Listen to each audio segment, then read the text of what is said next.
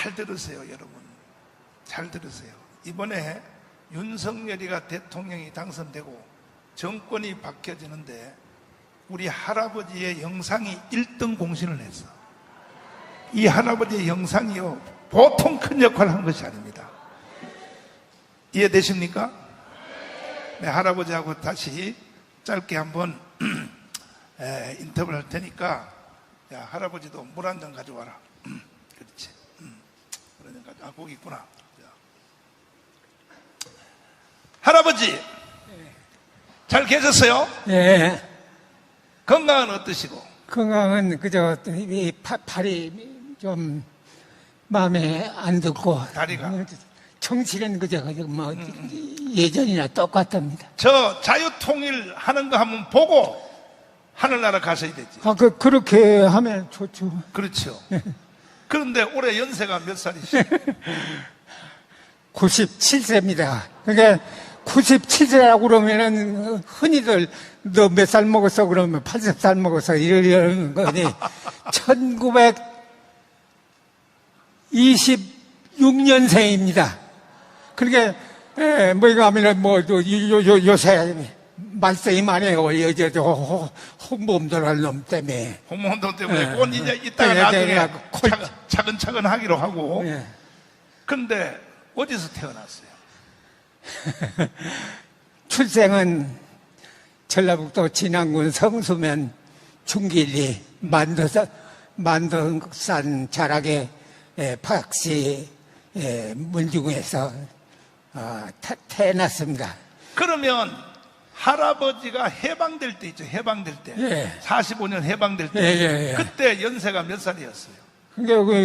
그때가 저 23살 이렇게 되죠. 그러면 우리나라의 근대사를 책을 안 읽어도 그러니까 여기 선생님들 많잖아요. 대화를 좀 해보면은 정 몰라요. 아무것도 몰라. 몰라. 아무것도 몰라. 그래서 할아버지가 오래 사셔야 돼. 그러니까 참 답답한 거이 내가 나 같은 사람 한번 데리고 와보시라고 권하고 싶어요. 이 전라북도에 나 같은 사람이 있으면은 좀 데려와서 나오고 좀 얘기해봤으면 좋겠어요. 그런데 이제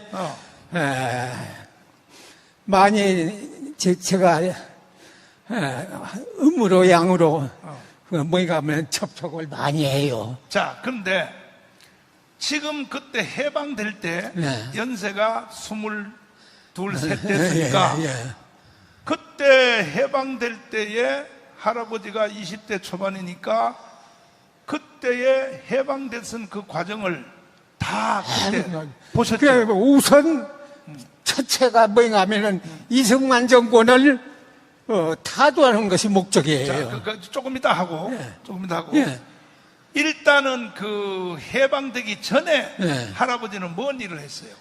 해방 전에는 그러니까 어디 직업이 없었어요. 근데 하시는 일은 뭔 일을 했어요? 그러니까 뭐가 하면 주로 뭐가 하면 공부에 미쳐가지고 말하자면은 그저 외갓집에 가서. 근데 남로당이라고 알아요? 박헌영 알아요? 박헌영이가 박헌영도 알지. 남로당 1946년 6월 25일 입당년을 기억을 하고 있어요. 아니 그러니까 할아버지가 남로당에 입당을 했어요? 그렇죠. 아니 왜 남로당에 왜 입당을 해요? 그게 늘 여러 번 얘기했지만서도 뭐가 하면은 공부에 미쳐가지고 그냥 공부를 해야 하겠는데 공부는 시켜주지 않지. 그러니까 좌익에. 근데 남로당이 남로당이 누가 만든 거예요? 남로당. 박근혜가 1945년 8.15 해방되자마자 남조선 공산당을 조직했어요. 남조선 그래가지고 남조선 신민당, 남조선 근로인민당 이렇게 해서 공산당의 2개 정당이 해가지고 좌익 정당이 뭐가 하면 3개가 있었어요. 그래가지고 그놈이 합쳐졌어요. 3당이 합당해가지고 남로당이 된 겁니다. 그러니까는 해방이 되니까 네. 외국에 나갔던 애국 지도자들이 다 한국으로 들어왔죠. 예. 들어왔는데 거기서 대장한 놈이 박헌영이에요. 박헌영이 제일 먼저 왔어요. 제일 먼저 왔어. 그러면 그 놈이 답답한 거이. 어, 아이고, 이승만 대통령도 늦게 들어왔지. 늦게 들어왔지. 또 미군도 늦게 들어왔지. 늦게 들어왔지. 북한에 소련군은 들어왔는데. 그렇지. 그래가지고 163개가 인민위원회를 조직한 것도 그냥 다, 이 박은영이, 뭐냐면 이놈들은 와서 다 조직을 다 하고 난 다음에 어떻게 들어오냐. 그러니까 이제 전국에 140 몇 개? 163개인가. 163개 면 사무소별로 이 박헌영이가 남로당을 조직해서 조직을 해서 9월 6일 날 조선민주주의인민공화국을 선포를 한 거예요. 조선민주주의인민공화국을 선포했다. 그게 이제 제일 먼저 이승만과 김구가 들어오기 전에 먼저 주도권을 잡은 거죠. 그랬죠. 그때 할아버지가 거기에 가입을 해서 예. 직책이 뭐였어요? 남로당의 직책이. 뭔가 하면, 전라북도 임실군당 연락책이라고 그럽니다. 아, 연락책은 뭔가 하면, 도당이면 도당에, 어, 도당에서 치신문을 전달하면, 전달해주는 어. 군의 책임자예요. 그 자리는 높은 자리예요? 높은 자리냐고. 그래, 아무나 못하죠. 아무나 못해. 연락 책이면은 똑똑한 놈이에요. 똑똑한 놈이 아니에요. 그러다가 6.25가 일어났죠. 6.25. 네. 6.25 겪어봤죠. 네. 6.25가 와서 인민군들이 이제 특별히 전라도 쪽으로 휩쓸고 지나갔죠. 네. 인민군들이 전라도 지나가면서 뭔 일을 했어요? 그게 뭐냐면 추추로 조금 늦은 편이 있었어요. 아하. 낙동강변으로서는 집중이 거기가 됐었고, 요 호남 쪽에는 그렇게 관심이 적었던 모양이에요. 그래서 그런데 인민군들이 여기 왔을 때 할아버지는 좋았겠어. 그게 뭐인가 하면은 아마 관촌 면에 와 있으니까 뭐야 하면 태자예요. 태자. 태자가 하면 여기 말하자면 별 4개짜리가 와서 별 4개짜리가 와서 대자가 와서 와서 여기서 제일로 장로님 대자가 뭐예요? 대자. 북한의 대자 계급이 대자가 뭐예요? 거기 여기 대령. 대령이 대령이 와가지고 와가지고 여기서 제일로 청년 중에 제일 똑똑한 놈이 나와라. 똑똑한 놈 하나 데려오라고. 그러니까 아마 누가 선발됐어요? 그러니까 제가 아마 선발이 된 것 같아요. 이야, 그러면 6.25 전쟁 3달 동안 낮 동강까지 갈 동안에 할아버지는 대단했네. 제일로 성질이 빨랐었죠. 성질이 빨랐어? 빨갱이 쪽에서? 그러면 그때 3달 동안 할아버지가 뭐 했어요? 그러니까 그렇게 되니까 임실군에 가서 지금 여기에 말하자면 안전기획부 안전기획부 격인 정치부에 뭐가 하면 근로 근무를 하게 됐어요. 근데 할아버지가 그때 대나무 깎아가지고 네? 대나무 뾰족하게 깎아가지고 그건 동네 뭐냐 하면 어른들 찔러서 안 찔렀어. 머슴살이 하던 사람들이 그런 짓을 했지. 아하. 그리고 그럼 할아버지는 그걸 시켰네 그럼. 그런 것을 뭐냐면 정치하는 사람만을 관리하는 거이 말하자면 정치보위부예요. 자, 그러면 3달 동안 인민군이 전라도를 지나갈 때에 네. 우리 여기 전라도민들 임실 쪽에 사람들 많이 죽였어요. 아마 이제 갈 때는 좀 몰랐어. 갈 때는 몰랐는데 몰랐는데 낙동강까지 갔다가 아니 이제 북으로 가버렸어요. 이제 몰라요. 몰라.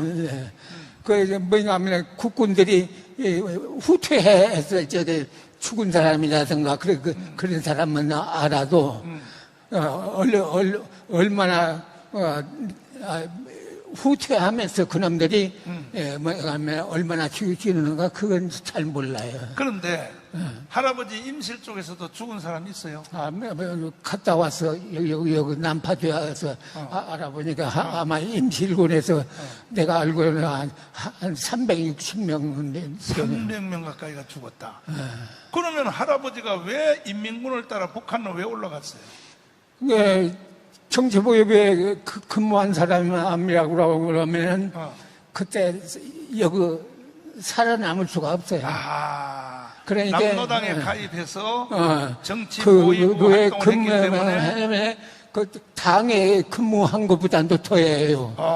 정치범들을 모임하면은 그래서 한국에서는 살 수가 없어서 그러니까 북으로 갈 수가 있죠. 북한으로 갔어요. 네. 북한에 가서 뭐 하고 살았어요? 북한에 가서 여러 기관에서 뭐냐면은 거기 직장으로 말하면은 최신기관에서 자, 몇 년 사셨어요? 북한에서? 한 20년. 20년. 예. 근데 북한에서 그냥 잘 먹고 잘 살지. 예? 네. 북한 가서 또 결혼도 하셨다. 예. 결혼. 말하자면은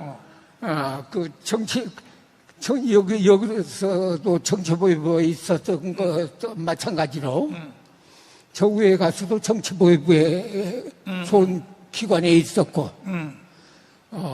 학교도 뭐냐면 두서너 개 나왔고 생활은 뭐 그런 대로 인기 있는 그런데 거기 가서 결혼을 해서 네. 아기를 몇 뒀어요? 사남매.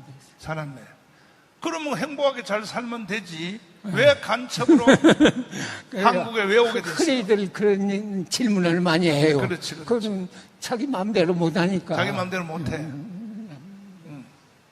자기 마음대로 못해. 그래서 어느 날 북한에서 간첩으로 내려가라고 지시가 내려왔어요.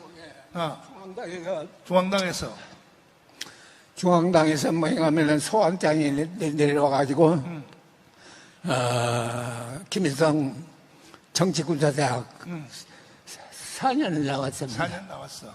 그게 간첩학교예요. 그게 그 학교죠. 그 수업을 다 마친 뒤에 할아버지를 졸업 4년간에 뭐냐면 이 남조선 혁명이라고 그러는 거. 이게 학교를 정식으로 나오는 일기예요. 일기야. 그리고 이제 남한의 간첩으로 파송이 됐죠. 예. 파송이 될 때 직책이 뭐였어요? 남한에 가서 뭘 하라 지시를 받았어요?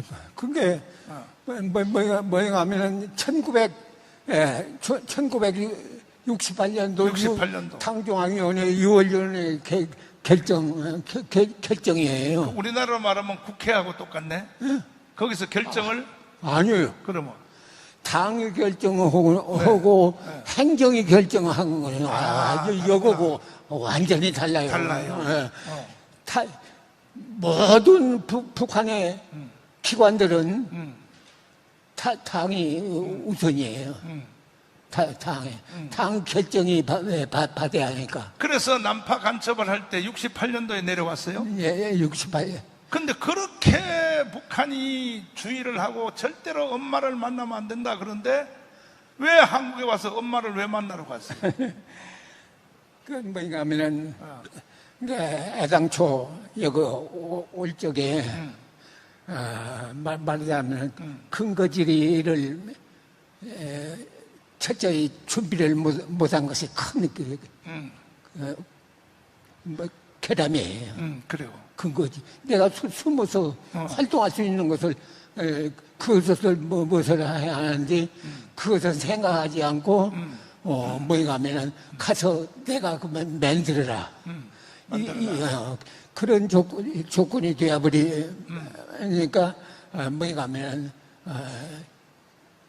자살 수밖에 없어요. 결국은 엄마를 만나게 됐죠. 네. 엄마를 만나자 마음이 변화가 일어나서 전향하기로 마음을 먹고 전향하려고 자수하려고 파출소로 가는 중에 파출소의 경찰들이 너 여기 왜 왔냐 그래서 나 전향하러 왔다 하니까 내가 너를 그런 것이 아니라 뭐야, 이제 말하자면 무의도식자라고 그러세요. 그 경찰관들이 얘기하는 건 이제 말하자면은 연행될 것을 나는 직접하기가 무섭더라니까요. 무서워. 그런 게 그들이 스스로가 연행해서 가면은 자연스럽게 될 수 있다. 그때에 이제 자수를 하려고. 예. 그런데 경찰관들이 할아버지를 체포해서 결국은 그 경찰관은 계급이 특진이 되고 결국은 할아버지는 전향을 하러 갔는데 결국은 할아버지가 전향을 했어요. 했는데 경찰관들이 오히려 너는 아직 전향 안 했어 해서 10년 감옥 살았어요. 예. 감옥 몇 년 살았어요. 근데 문제는 자수를 한 것을 커버하려고 1년간 뭐인가 하면은 안전가옥에서 뭐인가 생활을 했어요. 1년간을 기소도 하지 않고. 기소도 안 하고. 근데 왜 10년 감옥을 살았어요? 10년을 왜 감옥 살았냐고. 그러니까 이제 1년간 뭐인가 하면 거기서 문건 같은 것을 뭐인가 하면 조작해가지고 그래가지고 조작을 했어요. 그래가지고 결국은 마지막에 광주 교도소에 있었어요. 예. 그때 할아버지처럼 간첩으로 잡혀서 광주 교도소에 있었던 사람들이 몇 명이나 있었어요. 그게 뭐인가 하면은 그때 나 거기가 있을 적에 뭐인가 하면은 태국교도소, 전주교도소, 광주교도소 이렇게 세 곳에 사상범이 있었는데 전부 다 모여 있을 때예요. 광주로 다 모았다. 모았어. 그때 몇 명이나 있었어요? 뭐인가 하면은 전향해서 나와서 직장에서 교도소 안학에서 뭐인가 하면 직장에 나가가지고 교도소에 갇혀 있었던 사람들이 몇 명이나 있었어요? 간첩 중에 103명이 있었어요. 103명. 자, 103명. 그 다음에 있었는데 그 다음에 전향하지 않는 64명이 있었어요. 64명이 있었는데 김대중이가 대통령이 됐죠. 대통령이 되자 가짜로 전향서를 쓴 사람들은 광주 교도에서 나온 사람들을 북한으로 다 보냈죠. 안 보내요. 아니 북한으로 김대중이가 대통령 되자 이인모라고 알아요? 이인모? 이인모. 이모 알아요. 그건 김영삼이가 미전향 장기수를 북한으로 보냈고. 그거 하나를 보내고. 네.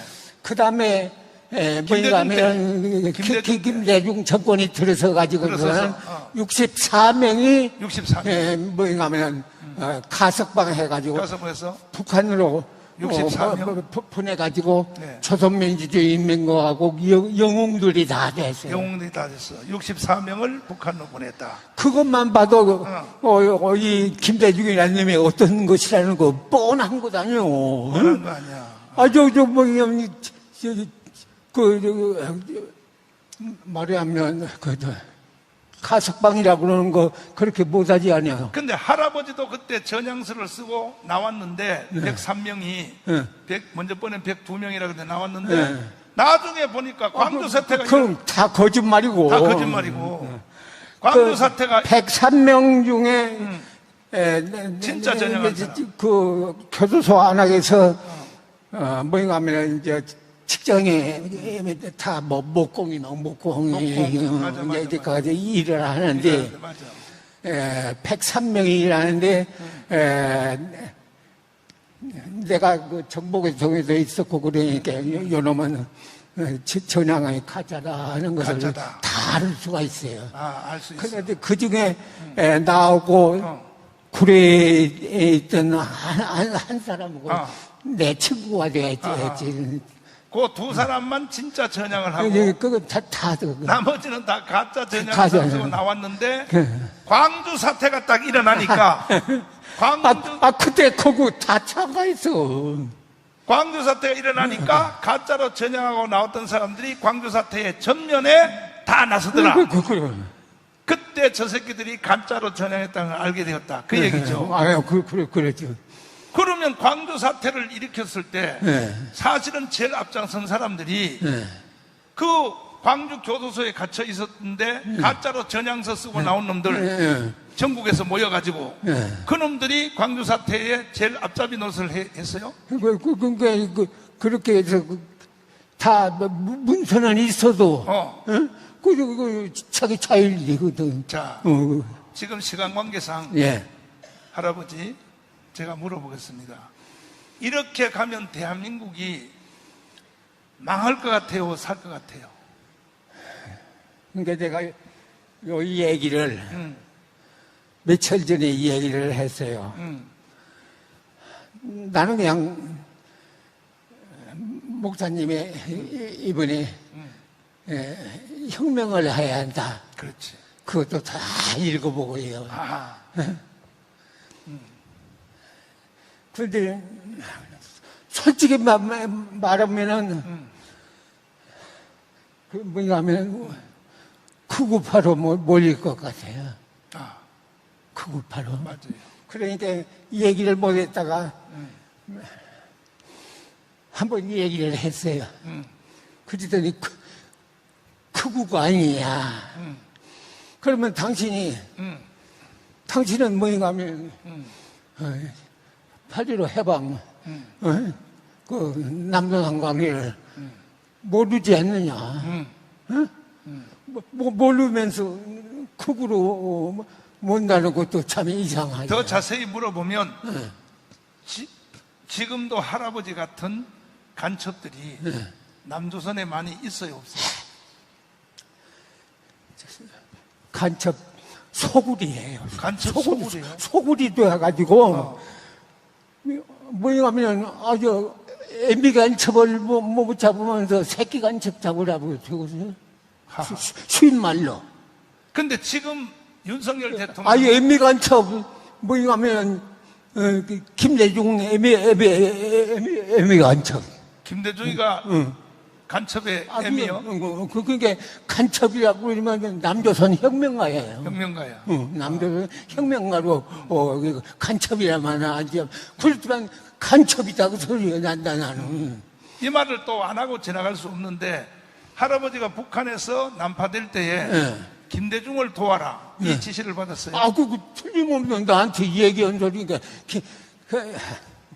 요거 한 가지 얘기하고 저거 이제 아는 분 중에 이런 질문을 받아봤어요.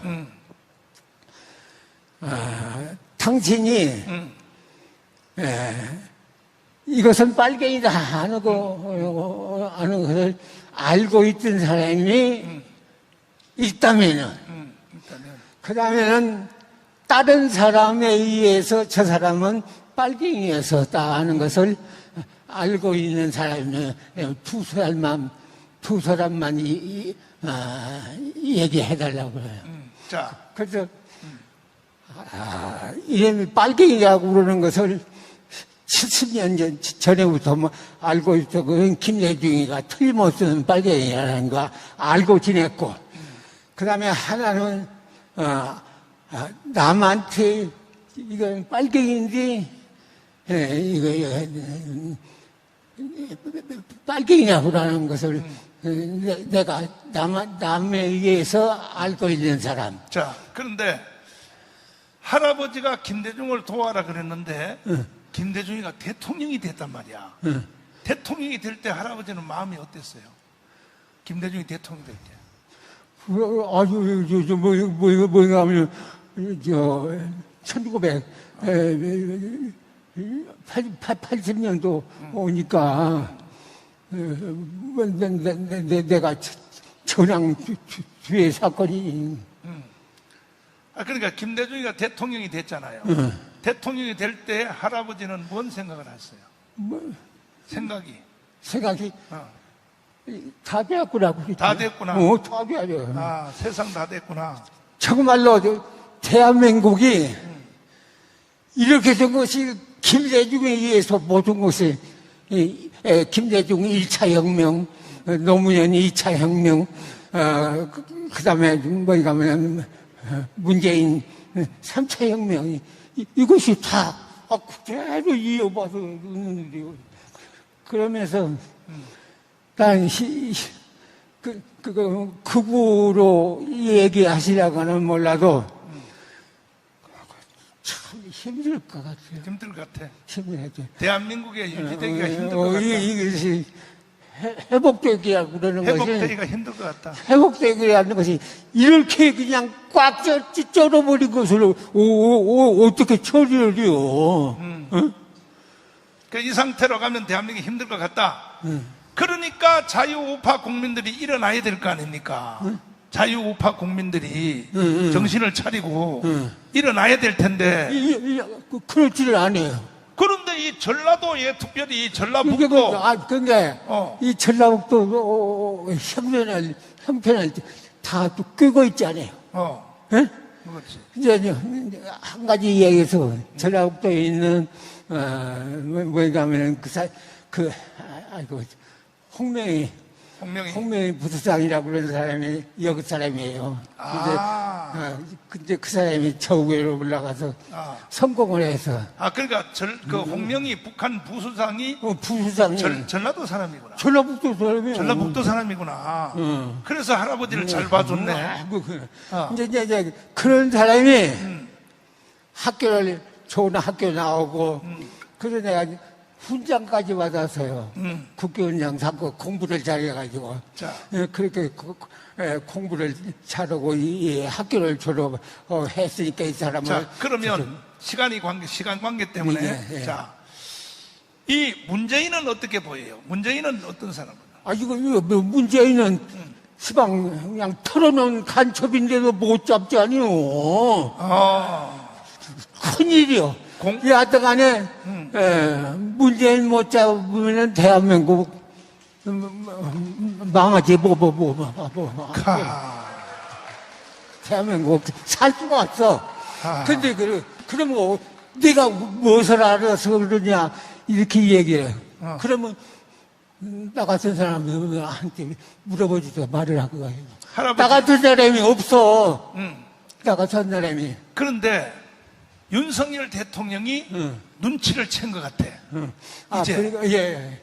근데 역시 검찰 출신이라서 처음에는 내가 믿지를 않는 윤석열을 안 믿었어. 뭐가 하면은 글씨 쓰는 곳이 많아요. 그 사람 못 쓴다는 거. 그랬더니 요새는 잘해요. 잘해. 근데 뭘 제일 잘해? 뭘 잘 잘해? 요새 이념과의 투쟁을 뭐가 하면은 윤석열이가 하고 있다. 그래서 그러면 내가 전부 뽑아가지고 이게 되는데 이념 투쟁이라는 것은 사상투쟁이거든. 그렇지. 근데 사상투쟁은 이미 70년 전에 이념으로서 갈라졌어. 자, 그래서 윤석열 대통령이 이제 1년 해보니까 하하 한국이 간첩의 손에 들어갔구나. 이걸 윤석열이가 안 것 같아요.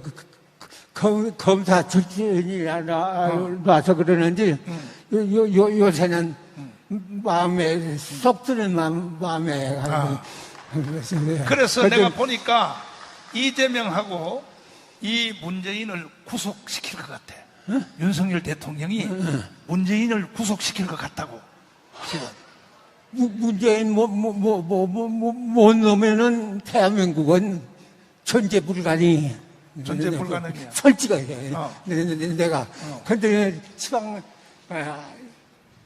어찌나 그냥 복잡하니 얽혔는지, 나 같은 사람이 있어요. 공산당 활동하다가, 북에 가서 20년간 살다가, 공산당 활동을 하다가 여기 와서 자수를 한 사람이. 그렇지. 맞아. 할아버지 같은 사람 없는데, 마지막으로 윤석열 대통령이 문재인 체포하고, 이재명이 체포하고, 그놈 못 잡으면 안 돼. 안 돼. 그럼 못 잡으면 안 돼.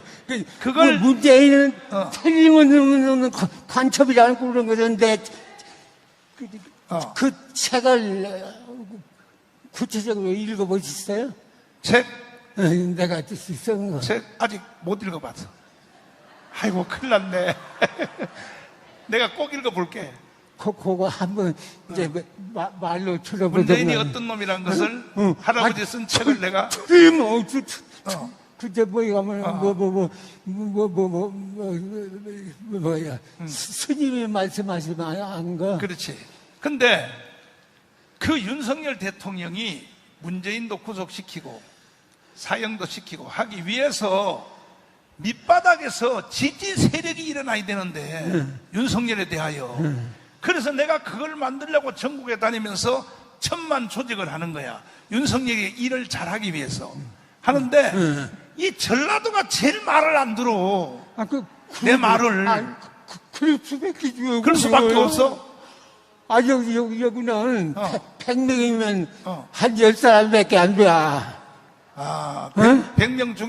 여기 100명 중에 우리 사람 콜라 하면 그냥 20명이냐고 콜라. 근데 오늘 여기 온 사람들은 다 우파가 맞아. 여기 온 사람들은. 근데 보통 전라북도 다른 사람들 따지면 내가 보니까. 나는 여기 있는 양반 다 만나고 싶어. 다 만나고 싶은데 그렇게 안 되니까.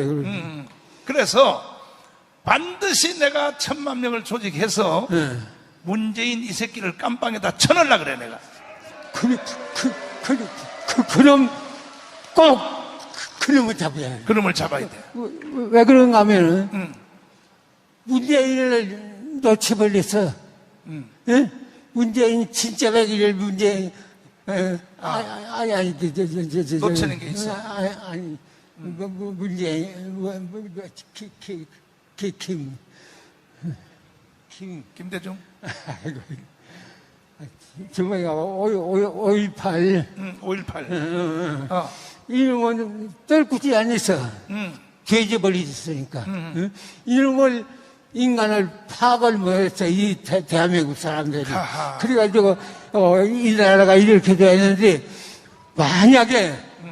만약에 문재인이 이 나라에서 처치 못하면 이제 대한민국은 자. 미안하지만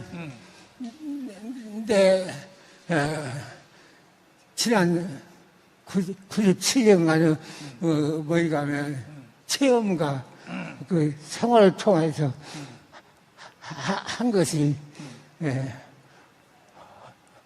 허사로 돌아갈 수밖에 없어. 없어.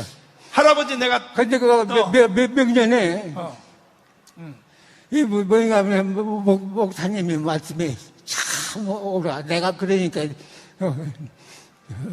목사님을 좋아서 그러는데 뭐인가 하면 굉장히